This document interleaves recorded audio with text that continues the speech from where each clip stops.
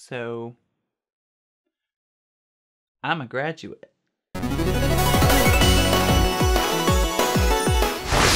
I know, for some reason they thought to give me a degree. Okay! Which is why I'm actually wearing this shirt, because I decided to actually support my school that I went to, so why not, everybody? I am so excited to finally get this degree. I feel like I've been in school for, Jesus, I can't even think of how long. Here I am now, 5 years later, because let me tell you what, if you go to school for 4 years, it's actually longer than that because they're expecting you to take at least 16 to 18 credits. That is just a lot of classes. Let me just tell you that right now. It is so many that you're just gonna throw up everywhere, just immediately. I didn't even do summer and spring classes because I like spring and I like summer, so I want those to myself. I'm selfish, sorry. God, stop judging me. And here I am 5 years later and 5 years wiser. So I'm going to take that wisdom and give it to you because I wish I had someone to tell me all these things about school when I started, because there's a lot of info that people didn't even bother trying to tell me. So today we're going to talk about 5 warnings about universities. So let's start with number 5. And that is researching your options. Look up different schools and figure out which ones might work for you.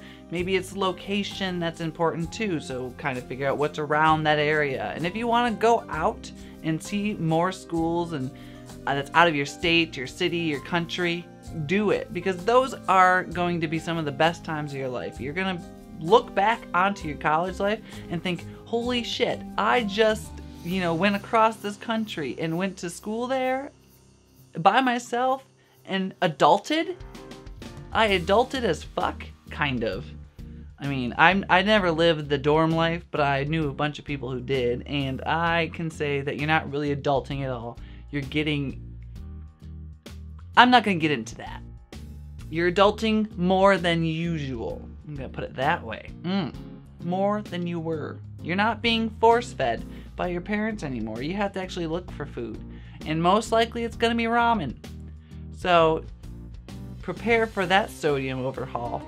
Also make sure that when you're looking into schools, see if your degree is even at the school. Because a lot of times people are like, I want to go to Harvard, but then maybe Harvard doesn't have the exact degree that you're looking for. So look up different schools and see if your degree is even at that school, because some schools may be really good at one thing, but they may not be good at other things. Like one school might be really good for science and nursing and doctors, but do they have a good film program? Do they have a good art program? Do they have a good history program? Whatever the hell you're going for, just make sure that they have a good program there, and you can look at all those things online. I guarantee you can go online and look up all the schools and just see what people are saying about it. See what your friends say about it. See what people who went to that school says about it. Those are the people that you want to go to for this stuff, and I guarantee there's plenty of websites that can tell you all that. And speaking of degrees, let's move on to number 4. And this one is incredibly important because I hear this horror story all the time. And number 4 is basically, don't force yourself into a major. You don't have to right away. That's the thing about college, is that's when you're trying to figure out what you want to do with the rest of your life. And use that experience, especially that first year, that freshman year of college. You want to just see what's out there. If you know what you want to do, good for you. Go for it. Put your major out there and put your minor in or whatever you want to do with your life. But if you don't know exactly what you want to do with your life, don't feel like you have to force yourself into a major. I hear so many people who change their majors like twice. And that's not easy. You go through and you do all those classes and then you change your major and you have to do more classes. You're adding more years to how long you have to be there. And that's more money.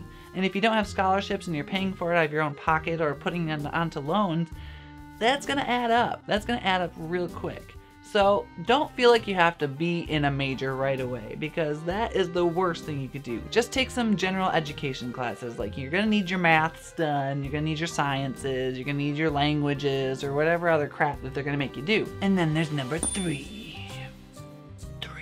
Number 3 is kind of in tandem with number 4, because once you figure out what your major is, you want to start thinking about what kind of job or career you want to start with that, and think about all the possible internships that you can get with those things. And later on, you'll probably see something in your life that is much better off than what you thought you wanted, but at least have a thought, a career path in your mind once you have your major. There's so many people out there who get a degree and don't even realize what kind of jobs they can get with it.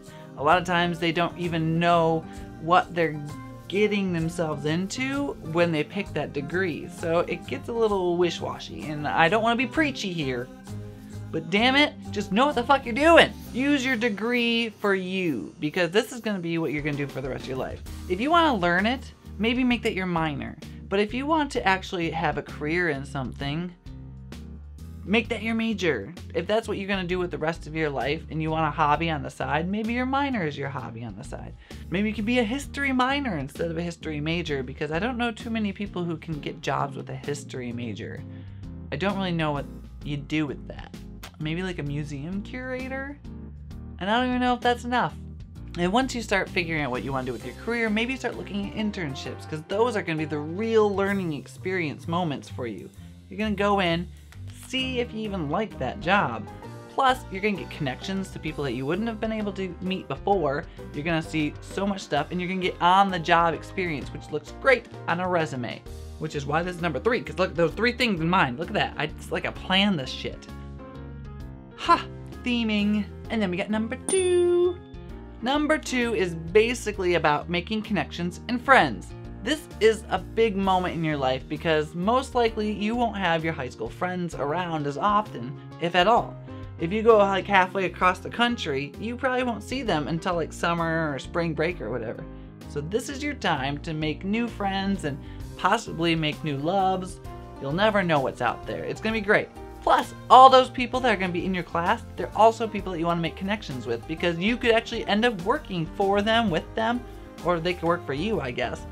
And they could have connections to internships that you didn't know about. You can't do anything by yourselves anymore. Everyone wants to be a lone ranger, but the problem is, to be a lone ranger is actually really lonely, hence the lone part in Lone Ranger, now I think about it. So use your connections, use your friends. Don't use their friends. That's a bad way of phrasing it. Don't use anybody, but let them help you, and then you can help them. See, it's a help me, help you, help me, help you kind of deal. Like, it's a give and take relationship, really.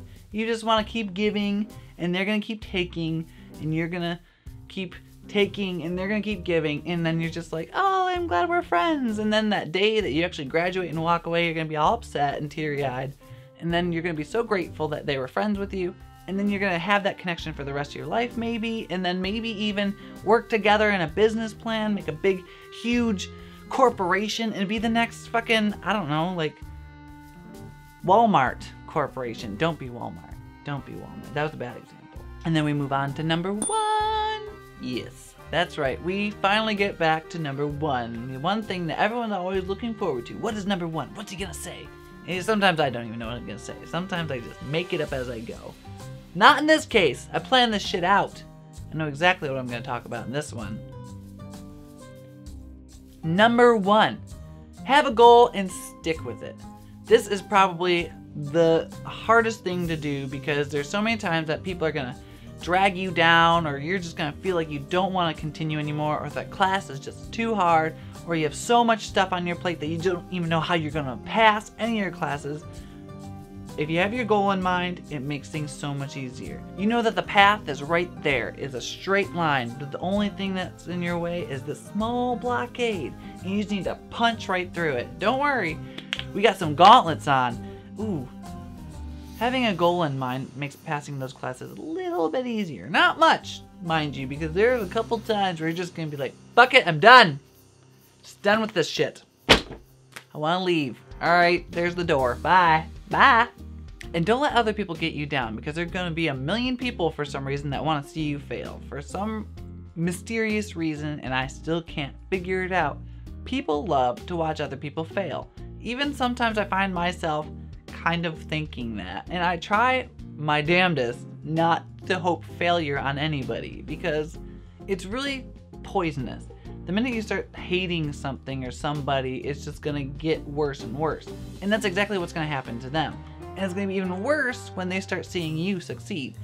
So if anything, you might wanna make them suffer by succeeding more. And you know what? Fuck that, and don't worry about it. That's all you have to think about.